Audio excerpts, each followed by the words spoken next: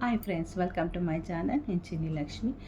So మీరు చంద్రనాడిలో తాగుతున్నారు, సూర్యనాడిలో తింటూ ఉన్నారు. ఇప్పుడు మనం ఏం చేయాలి? ఈ చంద్రనాడిలో యోగా చేసిన తర్వాత చాలా నీళ్లు తాగండి అని అందరూ చెప్తూ ఉంటారు. కానీ అది ఎప్పుడు తాగుతున్నాం మనం? యా నాడి ఆడుతుందని మనం తాగాల్సి వస్తుంది. సో యా నాడిలో తాగుతున్నాం మనం.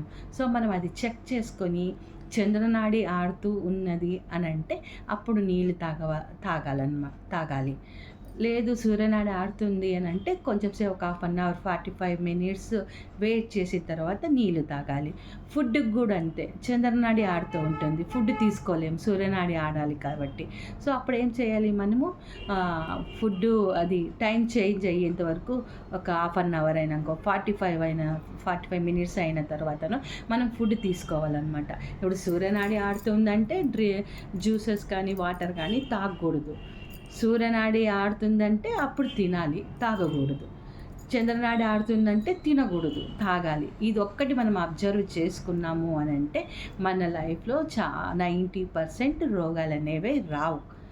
తర్వాత హాస్పిటల్ పోవాల్సిన పని కూడా చాలా తగ్గిపోతుంది. Thank you.